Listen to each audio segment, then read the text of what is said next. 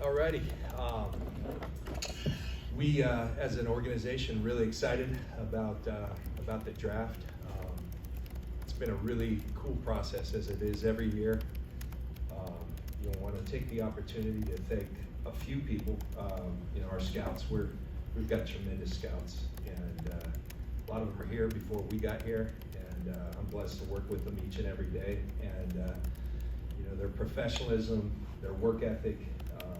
These guys are led by Adam Peters, and our college scouting director, Tara Kaman, have just been fabulous this process, and ever since I've worked with them. Justin Chapman, our assistant college scouting director. These guys are really important to what we do, and I want to really commend those guys for their leadership and their example for our staff.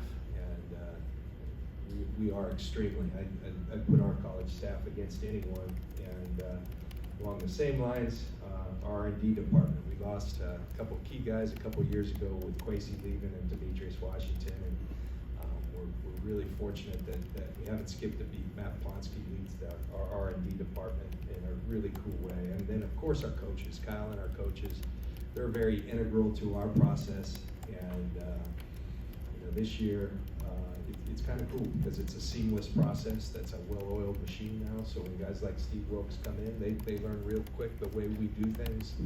And it's been awesome to have a new set of eyes, and in a couple different instances with Steve and Clint Kubiak, some different perspectives in the meetings as well. Frankie G, Frank Gore sat in a lot of meetings, didn't say much, but sat back and took a lot of mental notes, and it's been cool to share the process with him.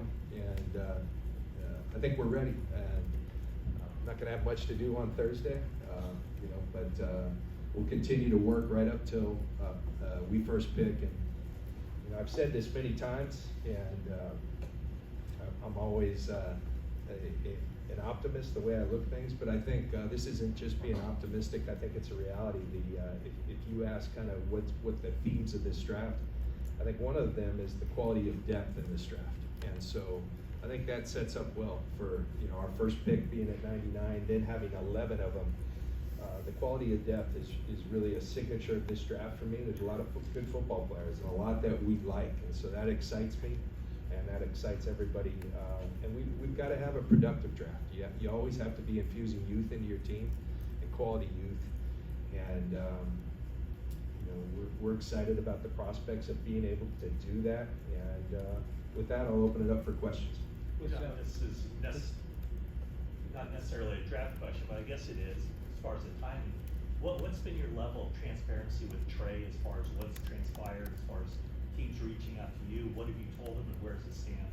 Yeah, so generally, Matt, our policy, my policy, if we're actively trying to trade a player, not trying to, or if we're having discussions, for instance, last year with Mike McGlinchey, it became apparent that a year away from that, it was going to be tough to re-sign with Trent Williams in the building. And the reality of our roster, I brought Mike McGlinchey up and said, hey, Mike, I never, from being a player myself, I never want you to hear from anyone else that you're being shown. So I'm telling you, we are going to talk to some teams. If we're fielding inbound calls, I think I'd be doing that every single day if I'm telling every single player. I do think with the sensitivity of Trey's position, maybe a little different. So Trey and I have talked, and we're on the same page, and Trey knows exactly where the situation is. His mindset is all about competing, and I think that's exactly where his mindset should be. We're excited about the position he's put himself in with the work he's done this offseason to, number one, get healthy, number two, improve upon some things that he really wanted to improve upon. And we don't get to watch all of his workouts. I've got a good view, and he's definitely excited, and I think he has reason to be. And so yes, there has been good communication, and we're excited about Trey's ability to go compete for a job. How do you characterize the calls that you get about him? Is it offers made, or is it just kind of feeling you guys out? I think there's a lot of smoke, really. It hasn't been extremely active, and it's not like put it out there that, hey, we're taking offers for Trey, call 1-800, you know, like that's not been the process. You know, people's job in this is to ask questions. Has that happened on a couple occasions? Sure, but hasn't been that substantive, and you know, like I said, we're focused, as is Trey, on his ability to compete and play an integral role on this team. Last year, we needed 5, and so we value every single one of those guys, and we're excited about our group. We really are. Have his agents reached out to you about potentially moving him if he doesn't get an opportunity to play? No. You mentioned Frank Moore. I mean, is that sort of laying the groundwork for him joining the front office or the scouting staff at some point? Then you also mentioned Tarek and Justin. Have any of one of those guys sort of filled the role that Rand had been playing in previous drafts? Not really. I mean, they're more focused on the college side of things. Now, Rand did play a part in our college. Rand's a really solid evaluator and had a good feel. I think one of Rand's most unique talents, he's got a great feel for people. And so Rand was tremendous with the 30 visits, with the combine, just getting to know people and having a great feel for that. So we collectively, those guys are skilled at that as well, but different roles, Matt. But they're both incredibly valuable to our organization. And you know, we've kind of made do without Rand, but you're gonna feel it when you lose a guy like that, and just miss having him around here. He's one of the good people that I've worked with. So. And Frank. Oh, and then Frank. You know, a couple of years ago we had Staley in here. Frank showed an interest in coming in here, and you know, like I said, somebody made that opportunity available to me years ago, and I was really grateful for it. And so, if someone's willing to put the time in and has given as much as he has to the organization, then absolutely we're going to open our arms. And you know, Frank, I think he learned a lot through the process. You John, said you've at got the a owners' consistent- meetings that you would know more about Brock after about 12 weeks. I know we're not quite there yet, but Yeah. just having him in the building the last week, kind of what has his mindset been, and what have you been able to see so far? Well, you know, he just what we expected. He's attacking each day. I think he's focused on each day. You know, Dr. Meister had said that like an inflection point will be 12 weeks because that's when he's supposed to start throwing. So, but right now he's just really focused on maxing each day. I think with rehab, having gone through it myself, there's a physical component to it. There's also a psychological and emotional and mental component. And part of that is just waking up and really being where you're at. And I think that's what Brock has done a really good job of. And get a lot of people reaching out saying that the fives at the Giants game were really encouraging. And but I think what's more encouraging is what I'm hearing every day from our people from Brock. He's making great progress. We're as I have it, we're 6 weeks out. Just finished that 6 weeks and really doing a good job with it. John, As far Frank as last right- week is saying that he wasn't really sure, honestly, if he'll be able to play this year. Is that on the table, or is it guys just taking it one day at a time? I think it's more so Brock being Brock and understanding that he's got to be exactly where he's at, and it doesn't do him or anyone else a lot of good to be speculating about what's to come. And Brock's just jumping in each and every day, really doing well. As of right now, is he on schedule as far as where he's supposed to be? Doing really well. He's doing really well, and as I understand it, he's definitely on schedule, hitting all the checkpoints, and doing we're very encouraged by his rehab. John, apologies if you already covered this in your initial answer, but is it accurate to say your expectation is Trey Lance is going to be on the roster throughout the 2023 Yeah, absolutely. season? I expect Trey to be here, and we're excited about Trey's ability to compete and what he can do for our franchise, just as we were when we drafted Trey. I think the only thing that's changed this offseason is that Trey's gone and got himself healthy. He was injured last year. He's done a really good job of doing that. He's done some different things in terms of his training this offseason. He's very encouraged by that. And we'll see when we get an opportunity to get out there on the field with him.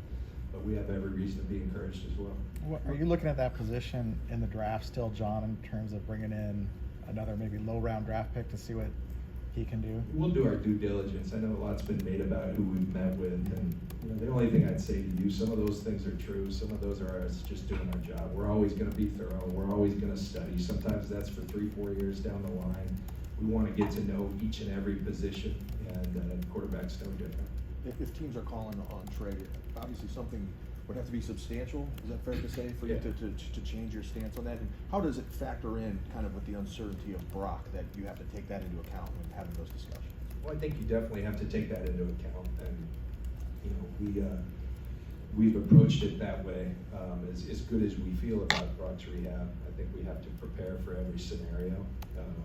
But more so, we're just excited about having 3 really quality quarterbacks in our room and letting those guys go out and compete and vie for a job.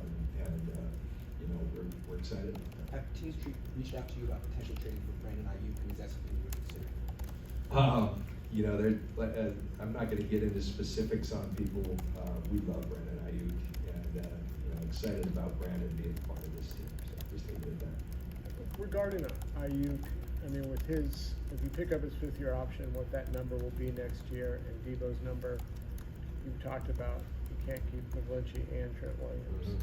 It was a DeForest Buckner, Eric Armstead situation.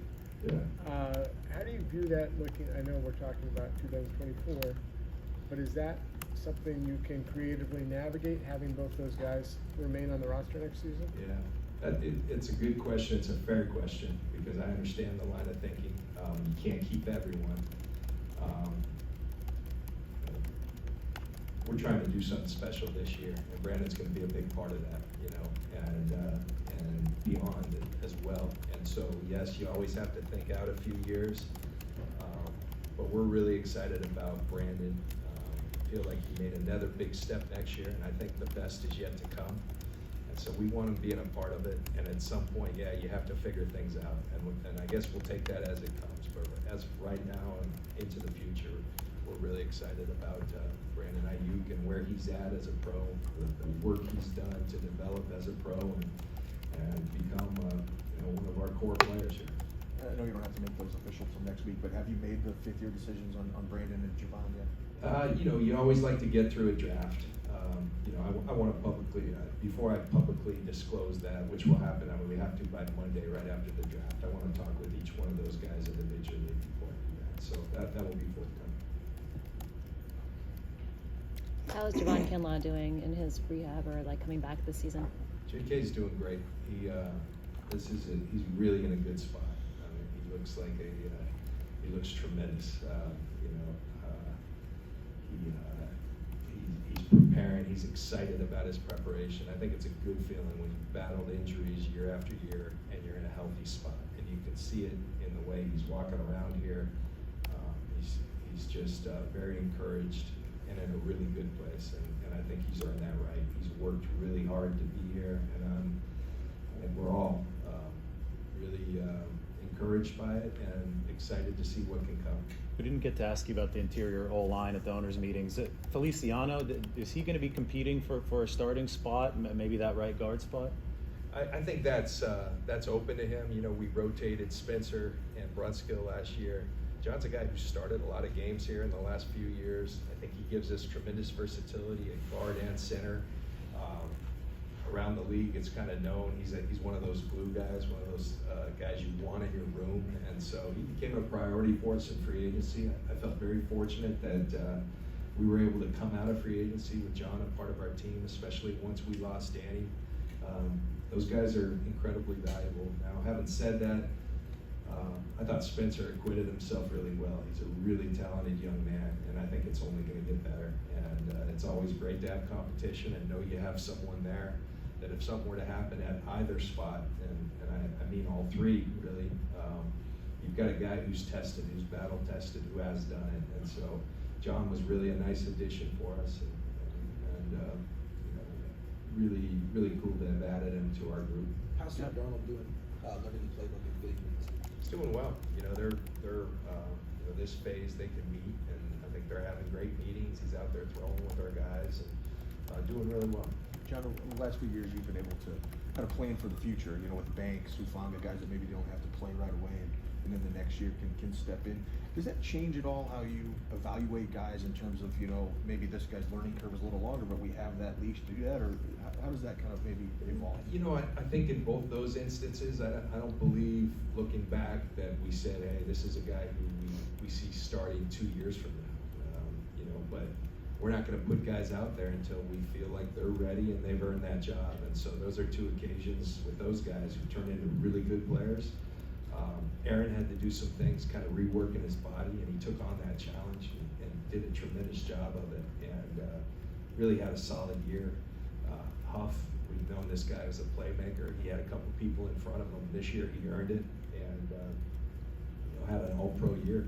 And so we're excited to know that, and there are sometimes, especially with this roster, a lot of spots are filled. We're always gonna add to that and add competition. And sometimes it is, we could see this guy being a starter in year 2. But we like drafted players we believe can go play right now. And, is that more difficult when your first pick's at 99? Sure. And is that more difficult with a roster that's constructed like ours, where a lot of the spots are somewhat spoken for? Sure. But we want to continue to add players who add to the competition and make us a better football team. You have so many picks from 99 to the end of the draft that it's open to you to take 4 or 5 of them, and go get someone you really want. How do you balance that with also wanting just a lot of picks just so you can hit some more? Yeah, that's something you have to take. We've had drafts where we're incredibly active, and last year we didn't make one move. That wasn't for lack of trying. We tried to move around. Nothing came to fruition. I think a lot of that's just sitting there, and it's kind of painful to do when you're sitting there, just as it was last year. We picked at 61. It's a lot of sitting and waiting and seeing names go off that you really like, and then, I think what you start doing is saying, hey, if all the players we like are starting to go, okay, now is this an opportunity for us to move up and go get one of the last few that we really have a high grade on? Those things can factor in. But, I mentioned the quality of depth on this draft. I really believe that 99, at 101, 102, 155, there's going to be players we really like and want to add to our team, and that has me encouraged. Is Dale someone who could compete at right tackle, or do you see him more as an interior offensive lineman? Probably more as an interior, but he is a guy, when we speak of him, we talk about five position flex. I mean, I think Nick has that in him. Nick, just talking to our strength coaches, he's a guy really having a great offseason.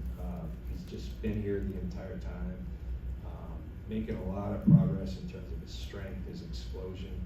He's the right type of mindset, and he's a really good talent.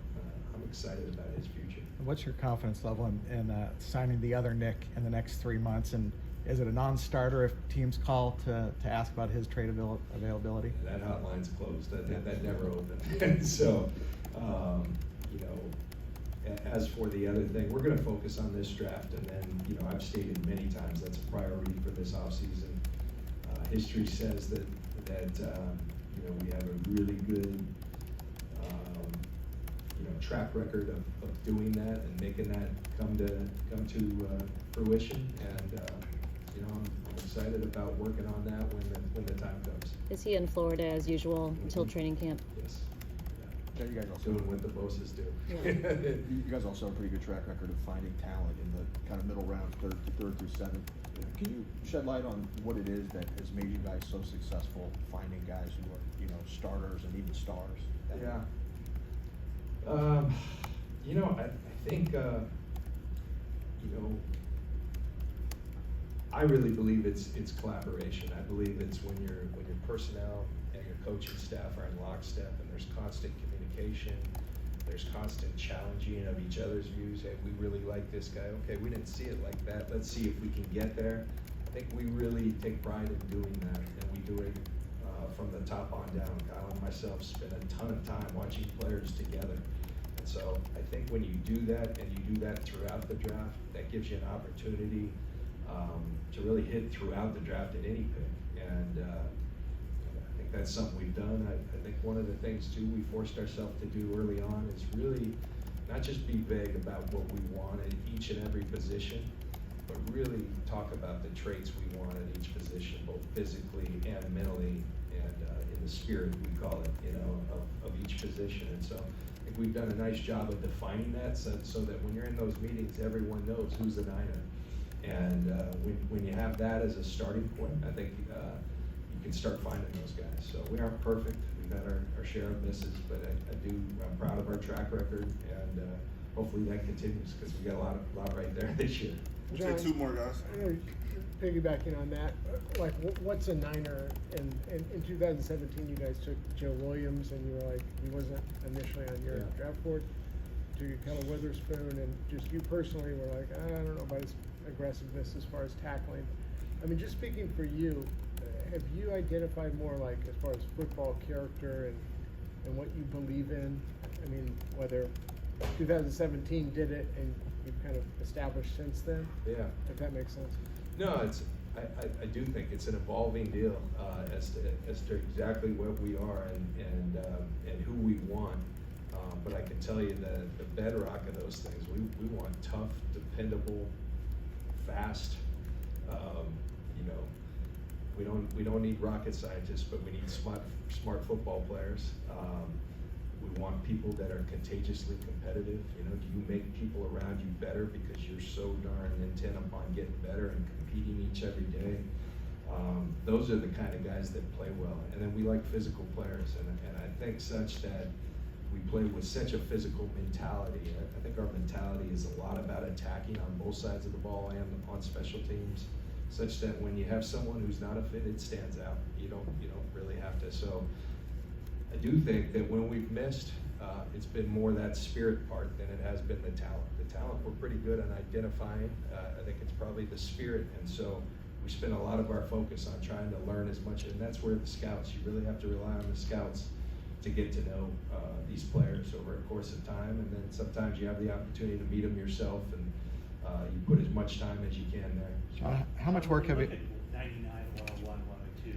How do you weigh, the best player you got, on the board, in also relation to, where you guys need immediate help, where do you need help a year from now? What's the organizational philosophy? I guess not just on those picks, but just throughout the draft. Yeah, we've certainly identified, I think as a starting point, you have to be incredibly thorough because you just don't know who might fall for whatever reason. So you can't just discount all the people you think are going to be gone by 99, and we haven't. We've been very thorough. And then, Matt, what I talked about, the things that we covet from multiple different perspectives. And then a lot of it is who's going to be there. Last year I can tell you we never thought Drake Jackson would be there when we picked. There was another guy who we liked along with Drake, and both of them were there. And we never would have thought that both of them would have been there at 61. So that's another great lesson that you just have to prepare for everything. Some of it's about position needs as we see it. Yeah, we have priorities on what we've identified, but ultimately you want to take football players that are going to make your team, going to be around here for years to come, and make you a better team. And so kind of a combination of all those things is how we take it as it comes. And it's going to be a long wait watching a lot of players that you really appreciate go, but I keep saying it because I am truly confident that we'll come up with some players that we really like there and that are going to help us right away and into the future. Well, Last one, Ken. just one more quarterback question. Yeah. How thorough were you guys? Did you look into Lamar Jackson, and is that a possibility at all still? You look into everything, and we seem to be linked to each and everything. I can tell you, I think it's how convicted we are on Brock, on this current group of guys, that you're not doing your job if you don't look into things. A lot of those things, I think you're limited by the way our roster's set up, and the other thing is what's your motivation? And while those players, there's more than just Lamar. There's tremendous players, MVP type players. We really like our guys, and we like where we're at. We like our complete roster and how they fit for multiple reasons, and we're excited about that group. So just leave it at that. All right, All right. guys. Thank you, See you John. this weekend. Thank you, guys.